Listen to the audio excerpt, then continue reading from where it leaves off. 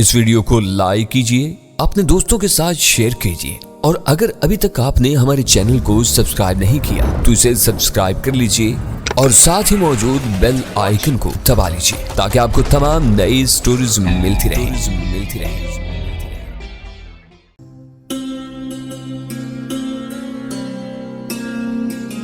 بسم اللہ الرحمن الرحیم۔ ڈسکور اوریجنل کے معزز ناظرین، السلام علیکم۔ اب کس نمبر 495 ملاحظہ فرمائیں۔ یہ دوسری پردے دار خاتون دیکھ رہا ہوں میں نے خود یہ برقع پہلی بار دیکھا ہے۔ یہاں ممبئی میں کون پردہ کرتا ہے؟ سلیمان نے کہا، ہوں گے 2-4 کٹر ملاؤں کے گھرانے۔ واپسی پر کسی سے بھی پوچھ لینا کہ سورج خیراتی ڈسپینسری کہاں ہے، گیراج اس کے سامنے ہی ہے۔ سلیمان چلا گیا تو میں نے رابعہ سے کہا، حوصلہ رکھے، ابھی تک کسی نے ہمیں نظر اٹھا کے بھی نہیں دیکھا تھا۔ ممبئی میں لوگوں کا عام رویہ یہی ہے، کوئی کسی کو دیکھ کر حیران نہیں ہوتا۔ ہم انہی لوگوں جیسے نظر آتے تھے، پھر کوئی ہماری طرف کیسے متوجہ ہوتا۔ مندر کے گیٹ سے مرہٹا لڑکیاں بالوں میں پھول لگائے نکل رہی تھی۔ انہوں نے مجھے ہاتھ جوڑ کے پرنام کیا۔ رابعہ مسکرائی۔ ایک پاگل نظر آنے والی بڑھیا نے جو دروازے کے قریب پڑی ہوئی تھی چلا کے کہا، بھگوان کرے تجھے کالا ناگ ڈسے، تیری پتنی رانڈ ہو جائے، تیرے گھر میں آگ لگے۔ معلوم نہیں وہ آتے جاتے سب لوگوں کو ایسی خوفناک بددعائیں کیوں دیتی تھی۔ رابعہ ڈر کے مجھ سے چمٹ گئی۔ میں نے محسوس کیا کہ وہ کانپ رہی ہے۔ اس پاگل کی باتوں سے ڈر گئی ہو؟ میں نے کہا، اس کے ساتھ کچھ تو ہوا ہوگا۔ رابعہ نے میرا ہاتھ پکڑ لیا۔ ہاں، مگر ہم نے تو کچھ نہیں کیا۔ میں نے اس کا ہاتھ دبا کے اسے تسلی دی۔ آخری کونے میں تلسی کا پودا عین دروازے کے سامنے گملے میں لگا ہوا تھا۔ کواڑ پر گیروے رنگ میں اوم کے حروف بھی چمک رہے تھے۔ دونوں نشانیاں بہت واضح تھیں۔ کواڑوں کی جوری سے لالٹین کا برائے نام سا اجالا جھلکتا تھا۔ اندر مکمل سکوت تھا۔ میں نے دروازے کی کنڈی بجائی۔ ایک شخص نے گزرتے گزرتے تامل یا ملیالم میں کچھ کہا۔ میں نے سر ہلا دیا۔ وہ شخص آگے بڑھ گیا۔ میں نے پھر دستک دی تو دروازہ پیچھے ہٹ گیا۔ کواڑ اندر سے بند نہیں تھے۔ میں نے پٹوں کو آہستہ سے دھکیلا اور رابعہ کے ساتھ اندر داخل ہو گیا۔ دوسرے لمحے جیسی اس مختصر سے نیم تاریک بوسیدہ اور متعفن کمرے کی چھت مجھ پر آ گری۔ رابعہ نے بے اختیار ایک چیخ ماری اور میں نے اس کے منہ پر ہاتھ رکھ دیا۔ معلوم نہیں کیسے مجھے اندر سے کنڈی لگانے کا خیال آ گیا اور میں نے رابعہ کو سنبھالتے ہوئے دیوار سے ٹیک لگا کے اس لاش کو دیکھا جو کمرے کے کونے میں سر کے بل پڑی ہوئی تھی۔ اس بے لباس لاش کے ہر حصے جسم پر خنجر کے زخم تھے اور خون لاش کے آس پاس فرش پر جمع ہو کے جم گیا تھا، مگر ابھی کالا نہیں پڑا تھا۔ لالٹین کی روشنی میں اس کی سرخی میں تازگی نظر آتی تھی۔ اسے کسی نے بڑی بے رحمی سے کچھ ہی دیر پہلے قتل کیا تھا۔ میں نے رابعہ کے چہرے کو دونوں ہاتھوں سے تھپ تھپا کے کہا، رابعہ، ہوش میں رہنا، دروازہ بند ہے، کوئی آ جائے تو جواب تم کو ہی دینا ہے کہ پروہت جی کہیں گئے ہوئے ہیں۔ رابعہ نے اپنی آنکھیں ایک ہاتھ چہرے پر رکھ کر بند کر لی تھی اور وہ بری طرح لرز بھی رہی تھی، مگر میری بات پر اس نے اقرار میں سر ہلایا۔ میں نے دوسری جانب رکھے ہوئے پانی کے چھوٹے سے مٹکے میں تھوڑا سا پانی ایک کانسی کی کٹوری میں نکالا اور رابعہ کو چند گھونٹ پلانے کے بعد خود بھی پیا۔ مٹکے کے قریبی ایک بوڑھی عورت رسوئی کی پیڑھی پر بیٹھے بیٹھے لڑک گئی تھی، مگر وہ زندہ تھی۔ میں نے اندازہ کیا کہ وہ پروہت کی گھر والی ہوگی، مگر وہ بوڑھی عورت تھی اور لاش دیکھ کر اندازہ ہوتا تھا کہ پروہت کی عمر 30 سال بھی نہیں۔ شاید وہ اس کی ماں تھی جو اپنے سامنے بیٹے کا بہیمانہ قتل نہ دیکھ سکی تھی اور اب خود بھی جان کنی کی کیفیت میں تھی۔ یہ ایک الگ سوال تھا کہ پروہت کو کس نے مارا اور کیوں مارا۔ حیرت مجھے اس بات پر تھی کہ اس مختصر سے کمرے میں تشدد کی ایسی واردات کا ارتکاب ممکن کیسے ہوا۔ پروہت نے کوئی مزاحمت نہیں کی، اس نے یا اس کی ماں نے کسی کو مدد کے لیے نہیں پکارا۔ پروہت کے حلق سے کوئی چیخ نہیں نکلی۔ ساتھ والے کمروں کی دیواریں مشترکہ تھیں۔ کیا ان دیواروں کے پاس کسی کے کانوں نے کچھ نہیں سنا؟ چھوٹے سے کمرے میں توڑ پھوڑ کے آثار بالکل نہیں تھے۔ اس سے تو یہی ظاہر ہوتا تھا کہ کسی نے پروہت کو اچانک وار کر کے مار ڈالا۔ شاید اسی وقت کسی نے اس کی ماں کو منہ بند رکھنے کی کارروائی کی۔ اگر وہ اجنبی ہوتے تو ان کے اندر آتے ہی پروہت جو کرنا ہو جاتا۔ اگر وہ انہیں اپنا دشمن سمجھتا تو انہیں اچانک وار کرنے کا موقع نہ ملتا، لیکن وہ ایسے لوگ تھے جن سے پروہت واقف تھا اور کوئی خطرہ محسوس نہیں کرتا تھا۔ انہوں نے اسے ایک دم دبوچ لیا اور مار دیا۔ میرے خیال کے مطابق یہ کام کم سے کم 3 افراد نے مل کر کیا۔ 2 نے پروہت کو قتل کیا، تیسرے نے اس کی ماں کی آواز دبا دی۔ وہ ناتوام بڑھیا ان کا کیا مقابلہ کرتی، وہ وہیں بے ہوش ہو کے گر گئی۔ سکندر، کھڑے کیوں ہو؟ نکل چلو۔ رابعہ نے مجھے جھنجھوڑ کے کہا، ابھی چلتے ہیں، گھبراؤ نہیں، کسی نے ہمیں نہیں دیکھا ہے سکندر، وہ جو مدراسی میں کچھ کہہ گیا تھا۔ رابعہ نے سرگوشی کی، لیکن میرے ذہن میں سلیمان کی ایک بات تھی جو اب اہمیت اختیار کرنے لگی تھی۔ میں نے خود یہ برقع پہلی بار دیکھا ہے، ممبئی میں کون پردہ کرتا ہے؟ اچانک رابعہ نیچے جھکی، وہ کاغذ کا ایک کونا نظر آتا تھا جو لاش کے نیچے سے جھانک رہا تھا، مگر یہ ایک تصویر تھی جس پر خون لگ گیا تھا۔ رابعہ نے تصویر مجھے تھما دی، میں نے ایک کپڑے سے خون کو صاف کیا تو تصویر واضح ہو گئی۔ یہ زیادہ پرانی تصویر نہیں تھی، اس کے رنگ بالکل واضح تھے۔ تصویر میں شیشے کا ایک باکس نظر آ رہا تھا اور اس تابوت جیسے باکس میں کوئی سو رہا تھا۔ میں نے تصویر کو لالٹین کے قریب لے جا کر دیکھا تو اس کی صورت کے نقوش روشن ہو گئے، مگر میرے ذہن میں اور میرے آس پاس گپ اندھیرا پھیل گیا۔ رابعہ سے میری حالت کا تغیر چھپا نہ رہ سکا۔ سکندر، کیا ہے یہ؟ اس نے تصویر میرے ہاتھ سے چھین کر کہا، کس کی ہے یہ تصویر؟ میں فوراً ہوش میں آ گیا، کچھ نہیں، لیکن اس وقت تک رابعہ نے تصویر دیکھ لی تھی اور اس کی پھٹی پھٹی آنکھیں تصویر پر جم کر رہ گئی تھی۔ اس نے اپنی چیخ کو منہ پر ہاتھ رکھ کر دبا لیا تھا، لیکن وہ اپنے خوف، دہشت اور اذیت کے جذبات کو کیسے دبا سکتی تھی؟ یہ تو شیلا! میں نے کہا، ہاں، پہلے میں بھی یہی سمجھا تھا، لیکن یہ شیلا کیسے ہو سکتی ہے؟ تم خود ہی سوچو۔ رابعہ نے جیسے میری بات سنی ہی نہیں۔ یہ شیلا ہی ہے سکندر، میں نے کہا، بلا شبہ اس صورت میں جو اس شیشے کے تابوت میں نظر آ رہی ہے اور شیلا میں صورت کی مشابہت ہے، بہت زیادہ ہے۔ رابعہ کی ہسٹریا اب اس کے کنٹرول سے باہر ہونے لگا تھا۔ مشابہت کہتے ہو تم اسے؟ اس نے چلا کر کہا۔ میں نے اسے جھنجھوڑا، یہ کیا کر رہی ہو تم؟ یہ دیکھو کہ ہم کہاں کھڑے ہیں۔ تم نے میرا ساتھ دیا تھا میری مدد کرنے کے لیے، میری مشکلات میں اضافہ کرنے کے لیے نہیں۔ اتنا حوصلہ نہیں تھا تو وہیں اشارہ کر دینا تھا، میں نازو کو ساتھ لے آتا۔ رابعہ نے ایک ہچکی لی اور اس کی آنکھوں سے آنسوؤں کے 2 قطرے ٹپک پڑے۔ ہاں، میں بزدل اور کم ہمت ہو گئی ہوں تمہاری نظر میں۔ یہ کیوں نہیں سمجھتے تم کہ میں انسان ہوں؟ نازو کیا چلتی پھرتی پتھر کی مورت ہے؟ کوئی فولادی اعصاب رکھنے والی مشین ہے؟ یہ تصویر دیکھ کر اس پر کوئی اثر نہ ہوتا اور وہ تمہارے جھوٹ سے بہل جاتی؟ میں نے ندامت سے کہا، آئی ایم سوری، میرا یہ مطلب ہرگز نہیں تھا اور میں جھوٹ نہیں بول رہا ہوں۔ اپنے ایک خیال کا اظہار کر رہا ہوں کہ اس تصویر میں جو عورت ہے وہ شیلا نہیں ہو سکتی۔ تم خود ہی سوچو نا کہ شیلا کو اس طرح شیشے کے تابوت میں بند کر کے اس کی تصویر کون اتارے گا؟ اور پھر یہ تصویر یہاں اس پروہت کے گھر میں؟ یہ کوئی چکر ہے رابعہ، یہ کیمرہ ٹرک ہے۔ میں کوئی فوٹوگرافر نہیں ہوں کہ وضاحت کر سکوں، مگر تم نے فلموں میں ایسے سین ضرور دیکھے ہوں گے کہ تصویر کسی شیشے میں، بوتل اور گلاس میں انگوٹھی کے نگینے میں نظر آتی ہے، ایک نہیں 100 عکس بن جاتے ہیں الٹے سیدھے، ڈبل رول میں ایک ہی کردار خود سے مخاطب نظر آتا ہے۔ یہ ممبئی جان یہاں کی فلم نگری میں ایسے نظر فریب شعبدے دیکھے بھی جا سکتے ہیں اور دکھائے بھی جا سکتے ہیں۔ رابعہ اب قدرے پرسکون ہو گئی تھی، لیکن وہ پلک چپکائے بغیر مجھے دیکھ رہی تھی۔ میں تمہارے دلائل سے قائل ہو جاتی اگر اس عورت نے وہی کپڑے بھی نہ پہن رکھے ہوتے جو شیلا پہنتی تھی۔ کیا اسے بھی تم اتفاق کہو گے؟ ہندوستان میں بھی کسی نے بالکل وہی کپڑا، وہی ڈیزائن اور پرنٹ اسی رنگ میں لیا تھا، اور اس عورت نے جسے تم شیلا کی ہم شکل قرار دینے پر مصر ہو، شلوار قمیص ہی بنوایا اس کپڑے سے۔ کہاں پہنا جاتا اس قسم کا شلوار قمیص ممبئی میں؟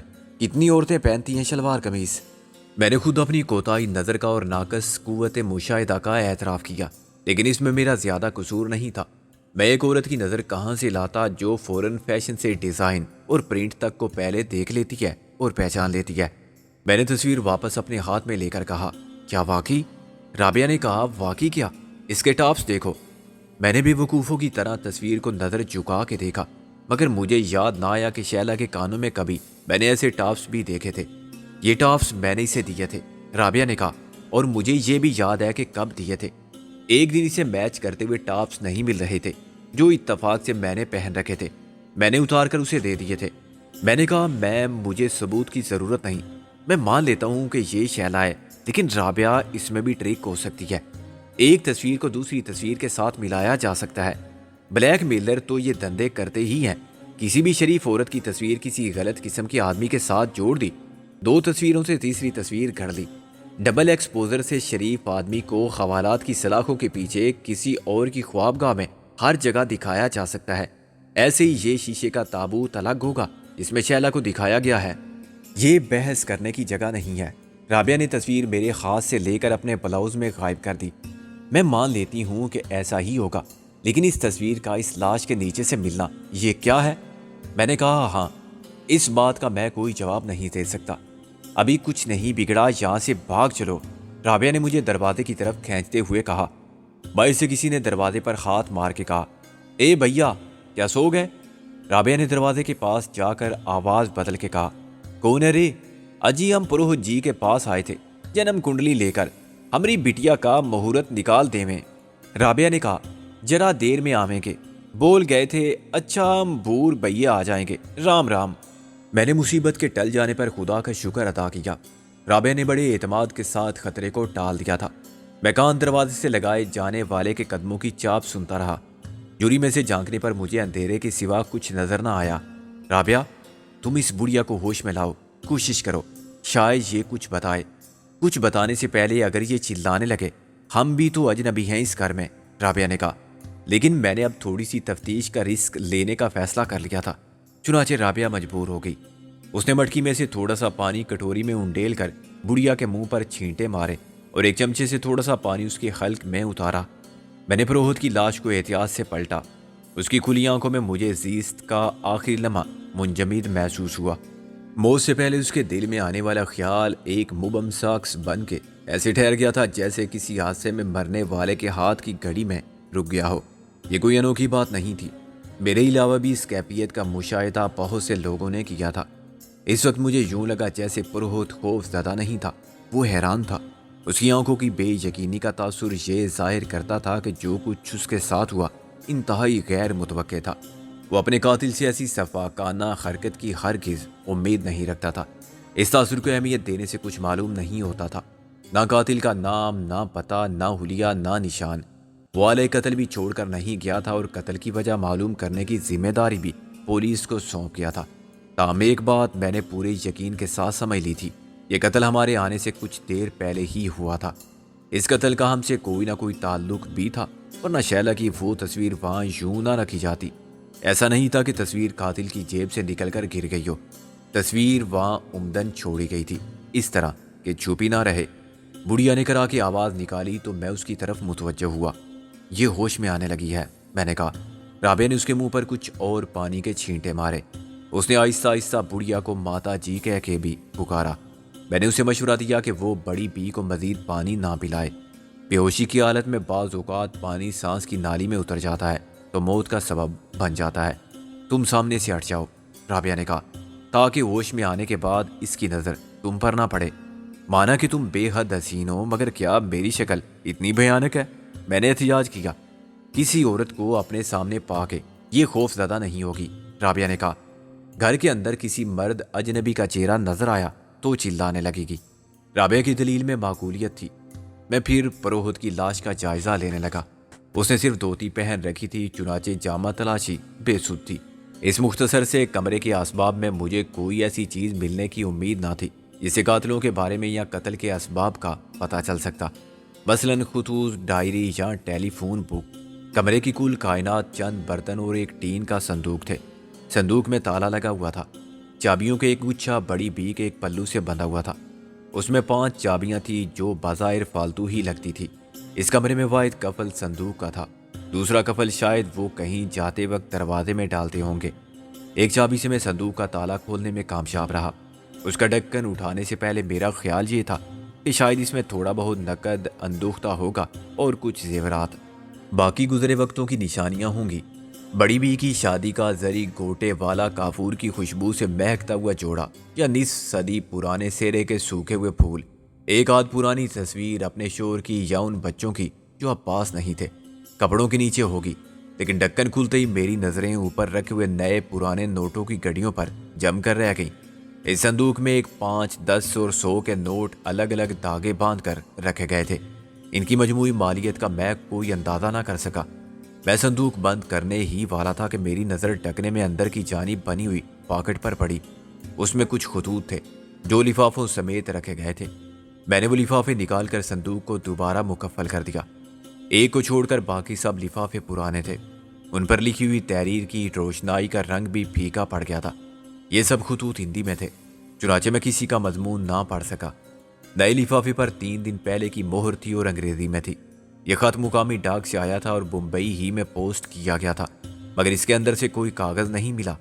लिफाफे की पुष्ट पर लिखने वाले ने अपना नाम पता भी हिंदी में तहरीर किया था। किसी वजह के बगैर मैंने उसे रख लिया। बड़ी बी ने होश में आते आते 20 मिनट लगा दिए। इस तमाम अरसे में मेरा ध्यान बाहर की खर आहट पर अटका रहा। खतरा हमारे सर पर तलवार की धार बनकर लटक रहा था और यह तलवार एक लम्हे के नाजुक रिश्ते से बंधी हुई थी, जो सूत के कच्चे धागे की तरह एक दस्तक से टूट सकता था। अगले लम्हे शिकारी दरवाजे को तोड़कर अंदर आ सकते थे, कानून के मुहावजों के साथ, या कोई अजनबी हमारे जुर्म का गवाह बन के नासिल हो सकता था और शोर मचा के चशमदीद गवाह इकट्ठे कर सकता था। मैं तय कर चुका था कि यूं रंगे हाथों आसानी से पकड़े जाने पर मैं मुकाबले को तरजीह दूंगा। ये बात मैंने राबिया को भी समझा दी थी कि हम मारेंगे और मर जाएंगे, मगर जब तक हमारे रिवाल्वर में एक भी गोली है और हाथों में दम है, हम किसी के हाथ नहीं आएंगे। मुकाबला करते हुए निकल जाने की कोशिश में थोड़ा बहुत चांस था, बिला मुकाबला हथियार डाल देने की सूरत में यह चांस बिल्कुल ना था। होश में आते ही बड़ी बी ने करा के कुछ कहा जो मेरी समझ में ना आया ना राबिया की। राबिया ने कहा, मौसी ये क्या हुआ? माता जी की बजाय मौसी का रिश्ता मुझे भी ज्यादा मुनासिब लगा। राबिया ने अपनी आवाज़ में दुख हमदर्दी के जज्बात समोने के लिए अदाकारी का सहारा नहीं लिया था। ये जज्बात फितरी थे, चुनाचे उसकी आवाज़ भी गुलूगीर हो रही थी। बड़ी बी ने चंद और अल्फाज कहे जो इतने ही नाकाबिले फहम थे और राबिया को सवालिया नज़रों से देखने लगी। राबिया ने उसका सर अपनी गोद में रखा हुआ था। शायद इसलिए बड़ी बी ने अजनबी औरत के वजूद को तहफ़्फ़ुज़ की अलामत समझकर कबूल कर लिया था। मैंने खुद को पीछे वाली दीवार के करीब रखा जहाँ बड़ी बी की नज़र मुझ पर नहीं पड़ सकती थी। राबिया ने कटोरी में पानी डालकर बड़ी बी को सहारा दिया और उसने एक घूंट पी के दहशत ज़दा नज़रों से लाश की तरफ देखा। ये किसने किया है मौसी? बड़ी बी ने कांपती हुई आवाज़ में कुछ कहा। तब मुझे अंदाज़ा हुआ कि वो तामिल या तेलुगु बोल रही है। फरोह जी को किसने मारा है मौसी? राबिया ने अपनी कोशिश जारी रखी। बड़ी बी ने 2 उंगलियों से इशारा किया, कीर्ति, पति मधु सोदिन। फिर उसने चाकू मारने के अंदाज में हाथ चला के मफहूम वाजे कर दिया कि इन 2 ने पुरोहित को मारा है। अब मैं दोनों हाथ जोड़ के बड़ी बी के सामने आ गया। मैंने हिंदुओं के रिवाज के मुताबिक उनके पैरों को रस्मी तौर पर छू कर अपनी नेक नीति के जज्बात का इजहार किया ताकि वो मुझे अपना बरखुरदार और सादतमंद तस्लीम कर लें। उनके पास घुटनों के बल बैठ के मैंने कहा, मौसी ये मेरी धर्म पत्नी। मैंने राबिया पर हाथ रखकर कहा, हम पुरोहित जी के पास आए थे इनको अपने साथ ले जाने के लिए। बुढ़िया ने ज़ारो कितार रोना शुरू कर दिया। राबिया ने घबरा कर मेरी तरफ देखा कि अब बताओ इसे चुप कैसे कराया जाए। इससे सिर्फ नाम मालूम हुए थे जो पते के बगैर बेकार थे। पता पूछना बहुत मुश्किल काम था। ना वो हमारी ज़बान समझती थी और ना हम उसकी। अचानक मैंने वो नया लिफाफा निकाल कर उसे दिखाया और उस पर लिखे हुए पते पर उंगली रखकर पुरोहित की तरफ इशारा किया।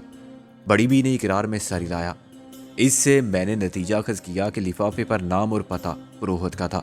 फिर मैंने उसे उलट कर देखा। बड़ी बी ने रोते रोते कीर्ति मधुसूदन। मैंने पते पर उंगली रख के कहा, यह मधुसूदन का पता है? बड़ी बी ने इकरार में सर हिलाया और सीना कूट कर रोने लगी। अब मेरे भी हाथ पांव फूल गए। बड़ी बी को जैसे जैसे होश आता जा रहा था उसका एहसास गम शिद्दत इख्तियार करता जा रहा था। वो कुछ चिल्लाने भी लगी थी। शायद वो हमसे पूछ रही थी कि आखिर हम कौन है और उसके घर में घुस के दरवाज़ा बंद किए बैठे हैं। हम लोगों को क्यों नहीं बुलाते? उन्हें बताते क्यों नहीं कि पुरोहित को किसी ने कत्ल कर दिया है? पुलिस को इतला क्यों नहीं करते? बड़ी बी से खामोश रहने की या आहिस्ता बोलने की इल्तिजा करना बेकार था। इन हालात में मेरे जहन ने फौरी फैसला किया और मैंने यकलख्त सादत मंदी का झूठा लिबादा उतार के सफाक दुश्मन का चेहरा बना लिया। मैं ये हरगिज़ नहीं चाहता कि इस बुढ़िया पर जुल्म करूं जो पहले ही बहुत मजलूम थी। उसकी जान ना तमाम मामूली से तशद्दुद की ताब भी नहीं ला सकती थी। उसे चुप कराने के लिए मैंने खौफनाक शक्ल बना के और आंखें निकाल के उसे घूरते हुए एक उंगली होंठों पर रखी। अपने दोनों हाथों का शिकंजा सा बनाकर उस पर वादे करने की कोशिश की कि मैं उसका भी गला दबा सकता हूँ। उसके बाद बड़ी बी की ये खुशफहमी बाकी ना रही कि हम उसके हमदर्द भी हो सकते हैं। हमारे शरीफाना रवैये का बरम खुल गया और जाहिर है उसके बाद हम सफ़े दुश्मना में शामिल हो गए। मेरे खून आशामी के मुजाहिरे ने बुढ़िया को फ़ौरन खौफ ज़दा कर दिया और वो एकदम चुप हो गई। ये तुमने क्या किया? राबिया ने शिकायत के लहजे में कहा। اور کیا کرتا میں؟ اس کی آواز باہر پہنچ جاتی تو دروازے پر مجمع لگ جاتا، ہمارا باہر نکلنا مشکل ہو جاتا۔ تو اب کیسے نکلیں گے ہم؟ رابعہ نے کہا۔ اس سے تو کچھ معلوم نہیں ہوگا، پھر ٹھہرنے کا فائدہ؟ میں نے کہا، مجھے یہ بڑھیا پروہت کی ماں بھی نہیں لگتی۔ بی کا کیا مطلب؟ مطلب یہ ہے کہ بیوی تو ہو نہیں سکتی، ماں ہوتی تو اپنے جوان بیٹے کی خون آلود لاش ایسے نہ دیکھ سکتی۔ اگر صدمے سے اس کا ہارٹ فیل نہ ہوتا تو دماغ ضرور خراب ہو جاتا۔ اسے بس اتنا ہی صدمہ ہے جتنا کسی بھی عورت کو ایک لرزہ خیز قتل کی واردات دیکھ کر ہو سکتا ہے۔ اب اس سے کیسے پوچھیں کہ یہ کون ہے؟ رابعہ نے بے بسی سے کہا، یا تو بڑھیا کسی کام سے آئی ہوگی، یا پڑوس میں کہیں رہتی ہوگی، یا پھر پروہت کی موسی وغیرہ ہوگی، کوئی بے آسرا عورت جو یہاں رہتی ہوگی اور پروہت کے کام کر دیتی ہوگی۔ خیر اب اس سے کیا فرق پڑتا ہے کہ مرنے والے سے اس کا کیا رشتہ تھا؟ رابعہ نے کہا، جو رشتہ تھا وہ تو ٹوٹ گیا۔ میں نے کہا، پہلے تم باہر جا کر دیکھو، لائن کلیئر ہے، اور نکل جاؤ۔ تم کیسے نکلو گے؟ رابعہ نے تشویش سے کہا، یہ شور نہ مچا دے۔ میں نے کہا، میں اسے اشاروں کی زبان میں سمجھا دوں گا کہ چپ پڑی رہے۔ ناگزیر ہو گیا تو اس کو خاموش کرنے کے لیے کچھ تو کرنا ہی پڑے گا۔ کیا کرو گے؟ پھر بے ہوش کر دو گے اسے؟ رابعہ نے کہا۔ میں نے کہا، نہیں، یہ خطرہ مول نہیں لے سکتا میں۔ خواہ مخواہ قتل کا الزام نہ آ جائے مجھ پر۔ میں اسے تھوڑا سا باندھ کر اور اس کے منہ میں کپڑا ٹھونس کے کام چلا لوں گا۔ پہلے تو باہر کا جائزہ لو، اور اگر آس پاس کوئی نہیں ہے تو مجھے سگنل دو۔ میں ایسے ہی دوڑ کے باہر نکل جاؤں گا۔ اگر باہر سے کنڈی لگا کر ہم رات کے اندھیرے سے فائدہ اٹھائیں اور ان گلیوں میں گم ہو جائیں تو کیا حرج ہے؟ خرچ تو کوئی نہیں، رابعہ نے دروازے کی طرف جاتے ہوئے کہا، مگر وہ دروازے سے صرف ایک قدم کے فاصلے پر تھی جب کسی نے باہر سے دروازے پر زور سے ہاتھ مارا۔ رابعہ اچھل پڑی۔ میں نے بڑی بی کو دبوچ کر اس کا منہ پکڑ دیا۔ کون ہے؟ اس نے بمشکل تمام کہا اور پیچھے ہٹ گئی۔ تم کون ہو؟ دروازہ کھولو، کسی نے ڈانٹ کر کہا۔ میں نے یہ آواز ابھی کچھ دیر پہلے ہی سنی تھی۔ یہ تو وہی معلوم ہوتا ہے جو اپنی بیٹیا کی جنم کنڈلی لے کر آیا تھا۔ میں نے رابعہ کے کان میں سرگوشی کی۔ رابعہ نے کانپتی ہوئی آواز میں کہا، معلوم ہوتا اسے شک ہو گیا تھا۔ بڑھیا ہندی اردو جانتی ہی نہیں۔ باہر کم سے کم 3 افراد گفتگو کر رہے تھے۔ ارے ہم بھی آئے تھے پروہت جی سے ملنے، اس وقت بھی یہ ناری اندر تھی۔ کون ناری ہے؟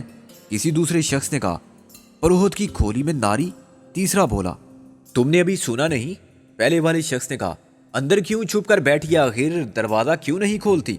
اور پروہت اندر ہے تو وہ کیوں چپ ہے؟ دوسرے شخص نے اپنے شک کا واضح اظہار کیا۔ معاملہ گول مال ہے۔ میں نے رابعہ سے کہا، جاؤ دروازہ کھول کر ان سے بات کرو، ان کا شک رفع کرو۔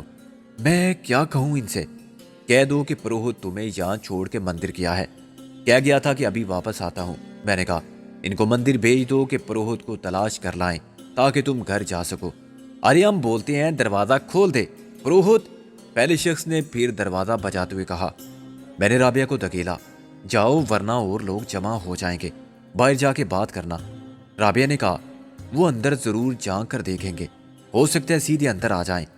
اچانک میں نے محسوس کیا کہ میں بلا وجہ بڑی بی کے منہ پر ہاتھ رکھے بیٹھا ہوں، کیونکہ وہ پھر بے ہوش ہو گئی ہے۔ میں اسے چھوڑ کر اٹھا۔ چلو تم دروازہ کھولو۔ میں نے دروازے کے پیچھے دیوار سے لگ کر کہا، آنے دو جو آتا ہے۔